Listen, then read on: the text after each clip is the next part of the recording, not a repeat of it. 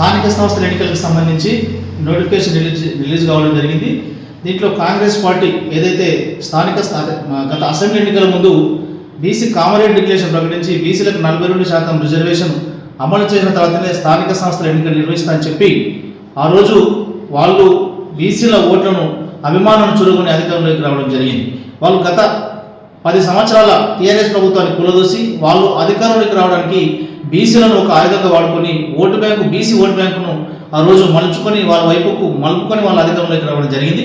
వచ్చిన తర్వాత రాష్ట్ర వ్యాప్తంగా వాళ్ళు ఓటర్ల జాబితా ఆధారంగా ఎలక్షన్ పోవాలని చూసినప్పుడు రాష్ట్ర వ్యాప్తంగా అన్ని బీసీ సంఘాలు, ప్రజా సంఘాలు, విద్యార్థి సంఘాలు పెద్ద ఎత్తున ఉద్యమాలు చేస్తే సమగ్ర కులగణన చేయడం జరిగింది.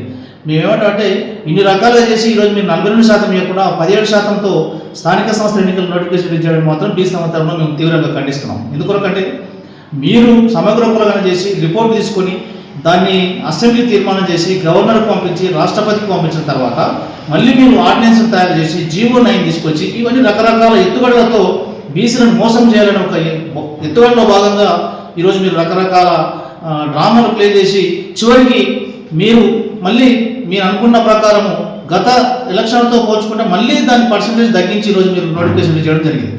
దీన్ని పెద్ద ఎత్తున మేము ఒక బీసీ గ్రామ స్థాయికి ఒక ఉద్యమంగా తీసుకొని పోయేందుకు మేము సిద్ధమవుతున్నాం.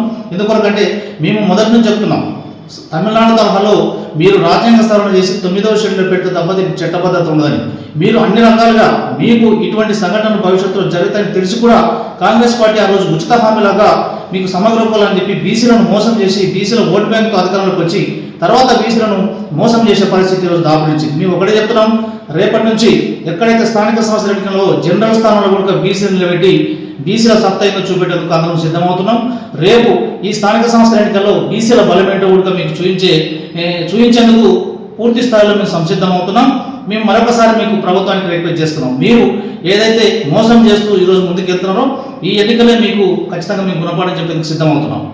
బీసీల సమస్యలు పరిష్కరించకపోతే బీసీ సమాజ ఆధ్వర్యంలో ఎటువంటి కార్యక్రమాలు చేస్తారు? ఖచ్చితంగా మేము ఆల్రెడీ ఏదైతే బీసీ భావజాలాన్ని గ్రామాన్ని వ్యాప్తించేసేందుకు మేము ఒక కొత్త రకాల కొత్త స్కీములతో జనాలకు దగ్గరయ్యేందుకు మార్గం చేస్తున్నాం. మేము ఛాయ్ పే చర్చ అనే కొన్ని కార్యక్రమాలు, తర్వాత ఏ విధంగా మనం రేపు భవిష్యత్తులో మన హక్కును మన ఓటును మనం ఏ విధంగా వేసుకొని మన బీసీలను గెలిపించుకోవాలనే కాన్సెప్ట్తో మేము ఆల్రెడీ ప్రోగ్రామ్ స్టార్ట్ చేసినాం.